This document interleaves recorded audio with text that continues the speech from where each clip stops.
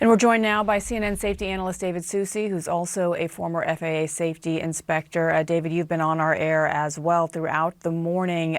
When you look at that horrific image of that first moment, and that's really what transpired here. This plane had taken off, and just a moment later, we now know a minute later, that the pilot had issued a mayday call. The plane had reached an altitude of 625 feet when its signal was lost, and it was traveling toward the ground at a speed of about 475 feet per minute when it stopped transmitting its location data. When you take that into account, also just from watching the video that we've seen of that plane taking off and ultimately crashing just a moment later, what stands out to you?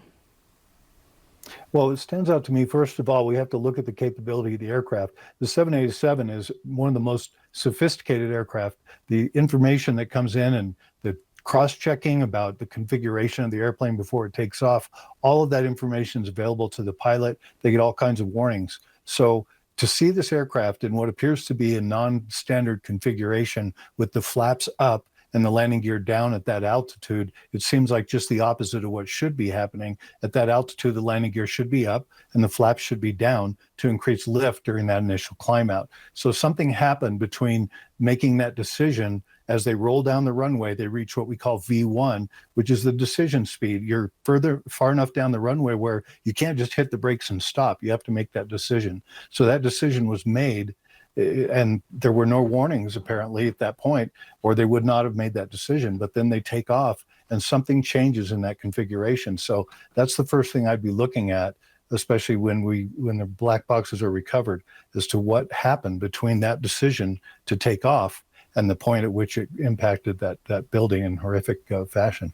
Yeah, I've heard you say before, as well as Mary Schiavo, our other aviation expert, that it appeared that there was a slow stall of the plane. The plane was not able to gain enough speed immediately upon takeoff. Just talk about how dangerous that situation is. You mentioned the flaps and the fact that the nose of the plane, which is typically in a takeoff position, supposed to be facing towards the sky, was not this morning. Yeah, it tells you a lot about, again, this configuration of the fact that somehow that aircraft could not get into a configuration where it would sustain the climb. So we usually look at things that relate to power or configuration of the wing. So this area of safety where we talk about this airspeed or altitude. If you have enough airspeed, you can still land safely. If you have enough altitude, then you have enough time to glide safely. So that when those two things don't coincide, which it appears happened here, is there wasn't enough thrust to keep the aircraft up, and there was too close to the ground to make any kind of recovery effort. That's the danger zone. That's where you try to fly through that as quickly as you can to get out. This aircraft did not escape that safety zone and was not able to maintain lift. You mentioned that it was descending at 427 feet, I think, per minute, which is not an incredibly high rate of descent. As you can see in the video, it slowly comes back down. After the slow stall, then it drops off very quickly, but it's still in a slow stall. It's not like the nose drops and it goes directly in. It just kind of pancakes in at a lower speed. So I'm sorry to be so graphic about all this at this time, but we still have a lot to learn about what happened here. And in terms of learning what happened, if there is any good news out of this tragedy, it does appear that hopefully the black box will be found quickly, as the plane had crashed into a rather dense area there, and that parts of the plane are actually still intact. What more can investigators learn from this black box alone? Well, the black box in this particular model of aircraft is incredibly important because of the fact that when this aircraft was designed, and I was involved in the initial certification requirements of this aircraft, but there's actually stress sensors in the wing that tell the black box and are recorded as to how much pressure the wing is under. Every single bit of not only the movements of the aircraft or the mechanics of it, but the stress factors on the fuselage, on the landing gear, on the wings. All of that is recorded as well. So it's going to be, the investigation is going to be very detailed, and any piece of information that the investigators will need will be available. Unfortunately, I wasn't able to investigate an accident with this type of aircraft. Well, fortunately, but in this case, there's going to be a lot more information than there was when I was doing investigations a few years back.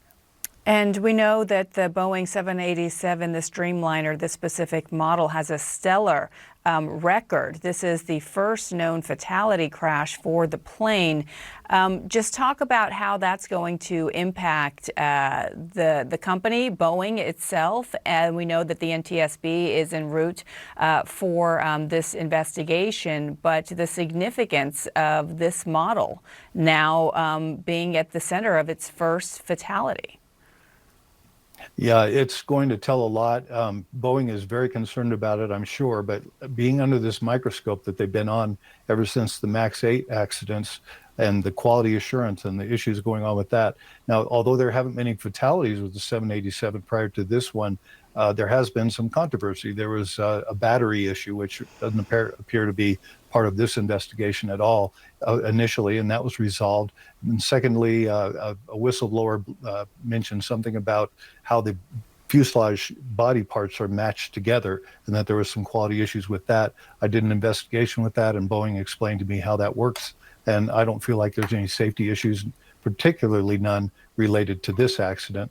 But this aircraft has, as you mentioned, a stellar record. This particular aircraft was 10 years old, maybe 11 years old, and again, has been very reliable throughout its life. Yeah, 10, 11 years old, just for our viewers to know that is not considered very old, right, for an aircraft. There are a number of aircraft that are double that age that are taking off and flying safely right now. So that raises yet another question as to what could have possibly gone wrong here. David Soucie, thank you so much.